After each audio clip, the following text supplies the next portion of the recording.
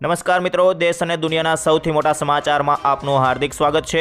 તો આજના તાજા સમાચાર મેળવવા માટે વિડીયોને અંત સુધી જોતા રહો અને આવા જ દરરોજના સમાચાર સૌથી પહેલા મેળવવા માટે આપણી ચેનલને સબસ્ક્રાઇબ કરવાનું ન ભૂલતા।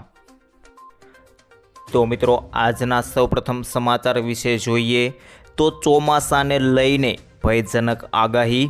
જી હા મિત્રો, હવામાન ખાતાએ હિન્દ મહાસાગરમાં હવામાન અંગેના વધુ એક માપદંડ ડાયકોલ કે સમુદ્ર તાપમાનને અનુલક્ષીને માપવામાં આવે છે તે પણ દર્શાવે છે કે આ સ્થિતિ અલ્નીનોની અસરને થોડી મધ્યમ કરી શકે છે, પણ અલ્નીનોની એ ચોક્કસપણે ભારતના ચોમાસાને નબળું કરશે અને ભારતને તે માટે તૈયાર રહેવું પડશે।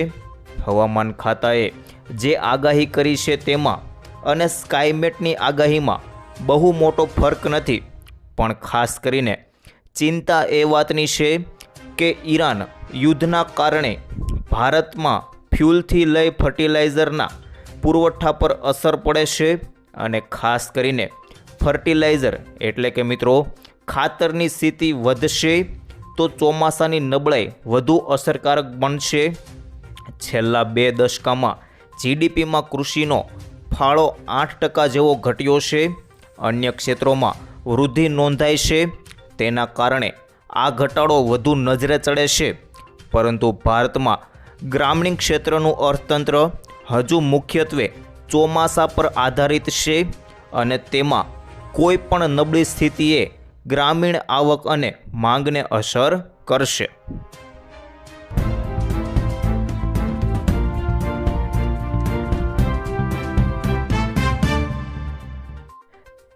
ત્યાર પછી આગળ જાણીએ તો હવે આખી દુનિયા હેરાન થશે। જી હા મિત્રો, ખાસ કરીને મિડલ ઇસ્ટમાં વધતા તણાવ વચ્ચે ક્રૂડ ઓઇલની કિંમતમાં $120 પ્રતિ બેરલ પર પહોંચી ગઈ છે, જેમાં મિત્રો તમને જણાવું તો જૂન 2022-25નું સૌથી ઊંચું સ્તર છે।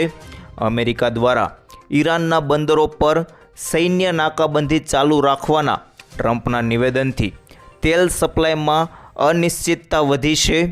ઈરાને વળતો કટાક્ષ કરતા કિંમત $140 સુધી પહોંચાડવાની આગાહી કરી છે।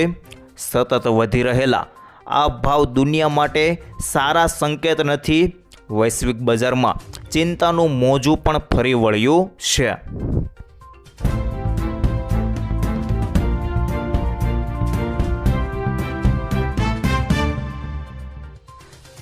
ત્યારબાદ આગળ જોઈએ તો મોદી આવશે ગુજરાતના પ્રવાસે। જી હા મિત્રો, ગુજરાતના પનોતા પુત્ર અને દેશના પ્રધાનમંત્રી નરેન્દ્ર મોદી ફરી એકવાર ગુજરાતની મુલાકાતે આવી રહ્યા છે।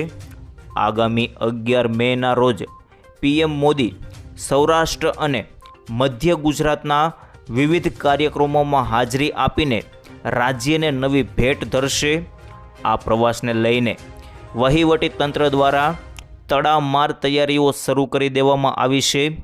જીતુ વાઘાણીના એક નિવેદનથી ગુજરાતની રાજનીતિમાં ગરમાવો ફેલાયો છે। ખાસ કરીને મિત્રો આગામી વિધાનસભાની ચૂંટણીને લઈને રાજનીતિમાં ગરમાવો ફેલાયો છે।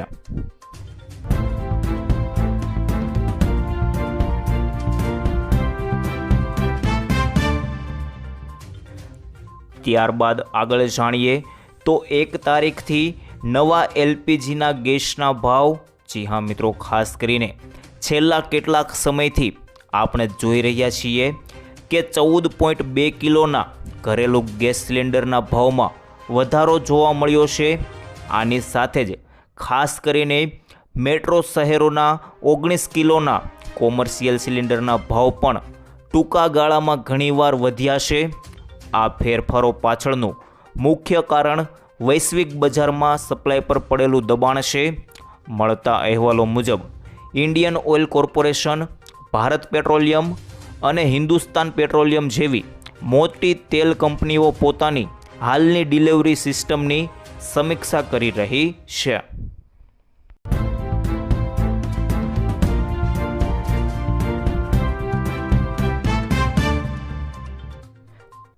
ત્યાર પછી આગળ જાણીએ તો ખેડૂતોને મળશે હવે 3000નો હપ્તો।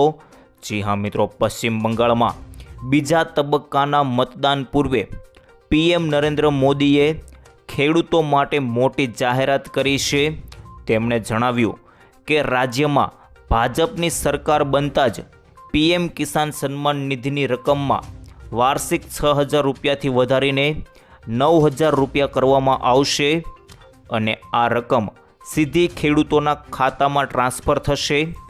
ચૂંટણી વ્યૂહરચનાના ભાગરૂપે લેવાયેલા આ નિર્ણય દ્વારા ખેડૂતોને આકર્ષવાનો પ્રયાસ કરવામાં આવ્યો છે.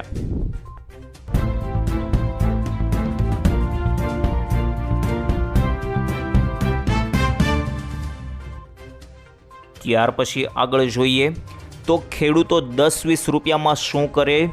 ખાસ કરીને આજે રાજ્યસભામાં કોંગ્રેસના સાંસદ રાજીવ શુક્લાએ પ્રધાનમંત્રી ફસલ વીમા યોજના પર આકરા પ્રહારો કર્યા અને કહ્યું કે આ યોજના ખેડૂતોને કોઈ વાસ્તવિક સહારો આપી રહી નથી. તેમણે ઉદાહરણ આપતા કહ્યું કે મહારાષ્ટ્ર, ઉત્તર પ્રદેશ અને મધ્યપ્રદેશ જેવા રાજ્યોમાં ખેડૂતોને વળતર તરીકે માત્ર 2, 3, 8 કે 21 રૂપિયા જેવી તુચ્છ રકમ મળી છે.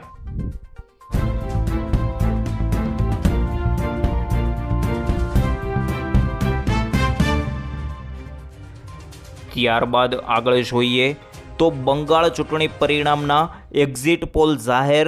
જી હા મિત્રો, પશ્ચિમ બંગાળ વિધાનસભા ચૂંટણી 2026ના એક્ઝિટ પોલના આંકડાઓ રાજકીય માહોલમાં ગરમાવો લાવી રહ્યા છે. એક તરફ કેટલાક સર્વેમાં ભાજપ આગળ દેખાઈ રહ્યું હતું, ત્યાં હવે પીપલ્સ પલ્સ અને જનમત નામના 2 ખોટા એક્ઝિટ પોલે આખું ચિત્ર જ પલટી નાખ્યું છે. આ બંને સર્વેના લેટેસ્ટ આંકડા મુજબ પશ્ચિમ બંગાળના બંગાળની દીકરી એટલે કે મમતા બેનર્જીનો જાદુ હજુ પણ બરકરાર છે અને તેમની પાર્ટી ટીએમસી 177થી 187 બેઠકો સાથે ફરી એકવાર સ્પષ્ટ બહુમતી મેળવતી દેખાઈ રહી છે.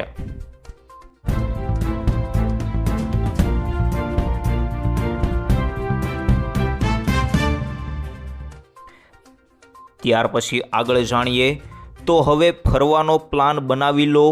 જી હા મિત્રો, ગુજરાતના શિક્ષણ વિભાગ દ્વારા રાજ્યની તમામ શાળાઓમાં ઉનાળુ વેકેશનને લઈ સત્તાવાર પત્ર જાહેર કરવામાં આવ્યો છે.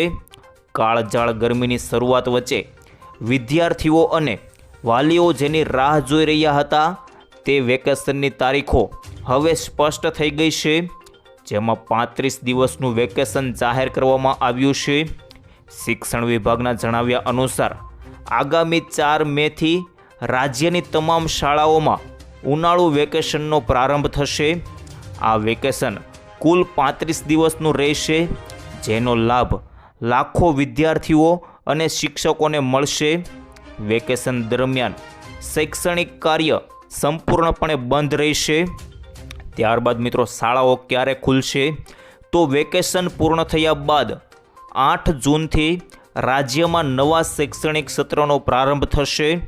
એટલે કે 7 જૂન સુધી વેકેશન રહેશે અને 8 જૂનથી શાળાઓ ફરી ધમધમતી થશે. શિક્ષણ વિભાગે પણ આ અંગે તમામ જિલ્લા શિક્ષકાધિકારીઓને જાણ પણ કરી દીધી છે.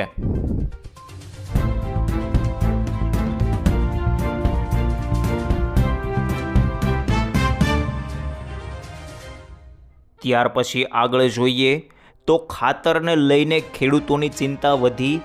જી હા મિત્રો, ઇઝરાયલ, અમેરિકા અને ઈરાન વચ્ચે ચાલી રહેલા યુદ્ધને પગલે ખાતરના ઉત્પાદન પર અસર પહોંચી છે. એટલું જ નહીં પરંતુ મિત્રો મિડલ ઇસ્ટના દેશોમાંથી આવતા ખાતરના જથ્થામાં ઘટાડો થયો છે. પરિણામે ગુજરાતમાં ડીએપી ખાતરની અછતની સ્થિતિ સર્જાઈ છે. વર્ષ 2026માં ખરીફ સિઝન માટે 39 મિલિયન ટન ખાતરની જરૂરિયાત સામે માત્ર 18 મિલિયન ટન જ સ્ટોક છે. તે જોતાં આગામી દિવસોમાં ખાતરને લઈને ખેડૂતોની સમસ્યા વધુ વિકટ બને તેમ લાગી રહ્યું છે.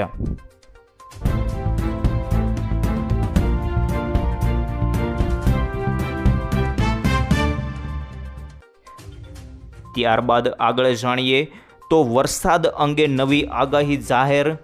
જી હા મિત્રો, અંબાલાલ પટેલની આગાહી અનુસાર 6 થી 12 મે વચ્ચે ગુજરાતમાં પ્રી મોન્સૂન એક્ટિવિટી સક્રિય થવાની શક્યતા છે. આ સમયગાળા દરમિયાન રાજ્યના વિવિધ વિસ્તારોમાં અચાનક વાતાવરણમાં ફેરફાર જોવા મળી શકે છે, જેમાં વાદળછાયું વાતાવરણ, પવનની ગતિમાં વધારો અને કેટલીક જગ્યાએ માવઠું પણ પડી શકે છે. ખાસ કરીને દક્ષિણ અને મધ્ય ગુજરાતના કેટલાક વિસ્તારોમાં છૂટાછવાયા વરસાદની શક્યતા છે, જે તાપમાન ઘટાડવામાં મદદરૂપ બની શકે છે. આ પ્રી મોન્સૂન વરસાદ ખેડૂતો માટે પણ મહત્વપૂર્ણ સાબિત થઈ શકે છે, કારણ કે આવનારી ખેતી માટે જમીનમાં ભેજ જાળવવામાં મદદ કરે છે.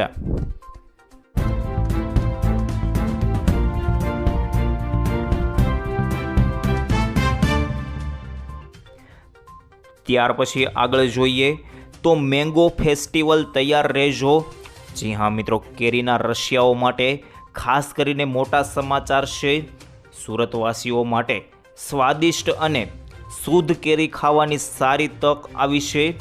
વાઇબ્રન્ટ ગુજરાત રિજનલ કોન્ફરન્સ અંતર્ગત 1 થી 5 મે દરમિયાન ઓરો યુનિવર્સિટી ખાતે મેંગો ફેસ્ટિવલ અને પ્રદર્શન યોજાશે. આ ફેસ્ટિવલમાં દક્ષિણ ગુજરાતના 40 થી 50 ખેડૂતો સીધા જ કાર્બાઇડ મુક્ત કુદરતી રીતે પાકેલી કેરી વેચાણ કરશે.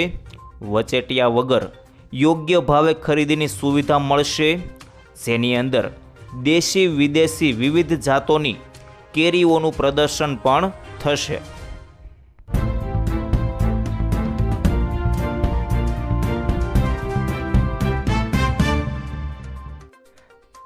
ત્યાર પછી આગળ જોઈએ તો પાન મસાલા નવો પ્રતિબંધ. જી હા મિત્રો, પાન મસાલાના પેકેજિંગમાં મોટો ફેરફાર કરવામાં આવ્યો છે.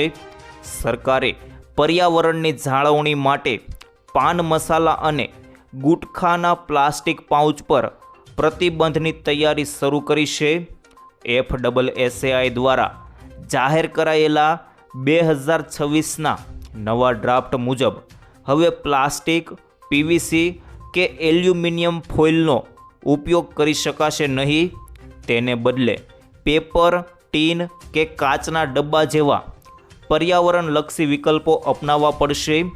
સરકારે આ નિયમ મામલે જનતા પાસે 30 દિવસમાં સૂચનો અને વાંધાઓ મંગાવ્યા છે.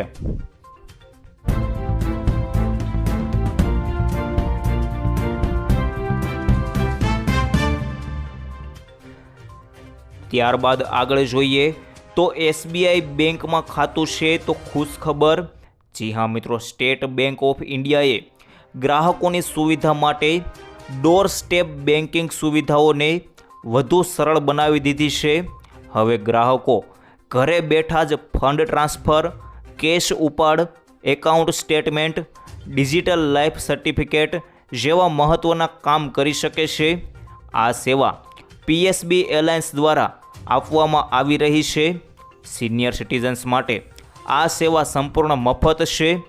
ગ્રાહકો ઓનલાઈન અરજી અથવા હેલ્પલાઇન નંબર પર કોલ કરીને આ સુવિધાઓનો લાભ લઈ શકે છે.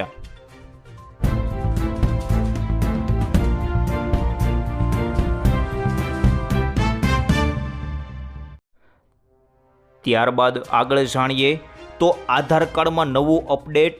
જી હા મિત્રો, UIDAI દ્વારા આધાર કાર્ડ અંગે મોટું અપડેટ આપવામાં આવ્યું છે. હવે આધાર કાર્ડને જન્મ તારીખના સત્તાવાર પુરાવા તરીકે ગણવામાં આવશે નહીં.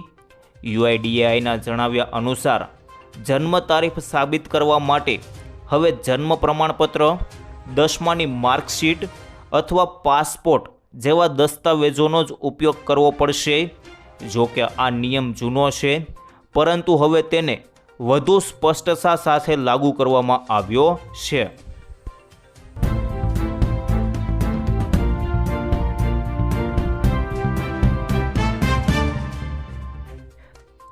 ત્યારબાદ આગળ જાણીએ તો હવે કાર ખરીદવી પણ મોંઘી પડશે. જી હા મિત્રો, આગામી મહિનાથી કાર ખરીદવી મોંઘી પડી શકે છે? વાસ્તવમાં માત્ર 2026થી સ્ટીલ, મેટલ અને પ્લાસ્ટિક જેવી જરૂરી કાચા માલની કિંમતોમાં વધારો થયો છે. સોસાયટી ઓફ ઇન્ડિયન ઓટોમોબાઈલ મેન્યુફેક્ચર્સના આંકડાઓથી સ્પષ્ટ થયું છે કે ઇન્ડસ્ટ્રી પર દબાવ વધી રહ્યો છે. જો આ સ્થિતિ બની રહેશે તો કંપનીઓ તેમના નુકસાનને ઓછું કરવા માટે ગાડીઓના ભાવ વધારી શકે છે.